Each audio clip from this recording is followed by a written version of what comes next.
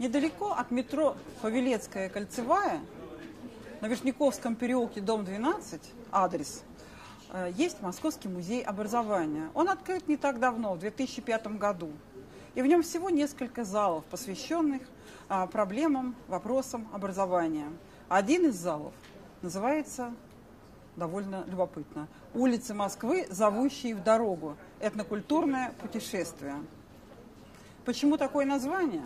Потому что у нас в Москве, как столица России, есть улицы с географическими названиями, которые приглашают нас в путешествие по нашей большой стране. Вот используя такие названия, мы и сделали экспозицию, которая представляет Россию в течение 15 минут. Ну вот, в частности, в Южном округе города Москвы, столицы России, есть такие названия, как Кавказский бульвар, Каспийская улица, Черноморский бульвар. Они нас зовут как раз-таки на Кавказ. И благодаря им мы отправляемся в путешествие от Кавказского бульвара до Кавказского региона. Мы сделали экспозицию по Кавказу, в основном касательно Северного Кавказа, и я даже скажу больше, Дагестана.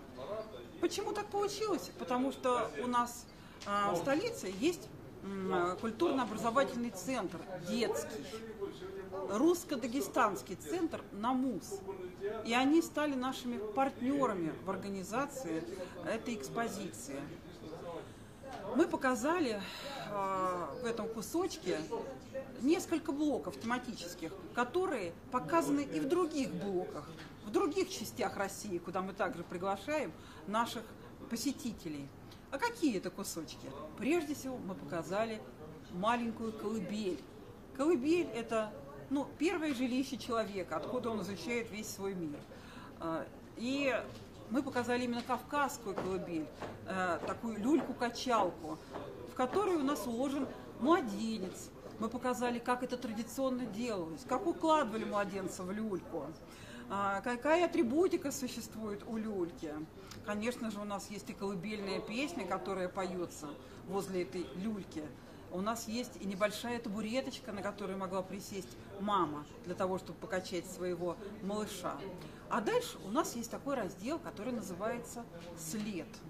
Здесь мы показываем различную обувь. В частности, вот здесь у нас джурабы из разных областей Республики Дагестан показаны. Также у нас существует такой раздел, который связан с кухней.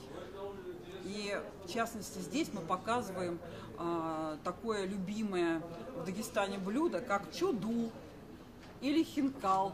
Конечно, вот когда у нас приходят ребята грузинской национальности, они говорят, это же не хинкали никакие. Я говорю, потому что хинкал и хинкали – это не одно и то же.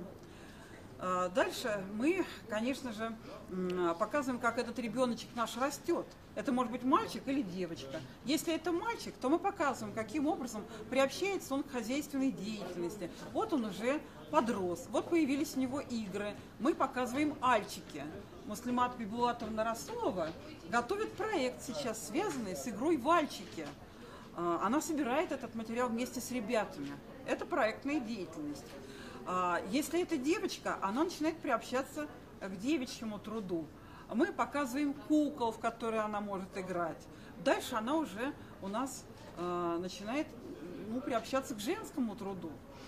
Потом, конечно, не обошли мы стороной и жилище. Почему так выглядит жилище? У нас есть макеты, которые сделаны детьми под руководством преподавателей.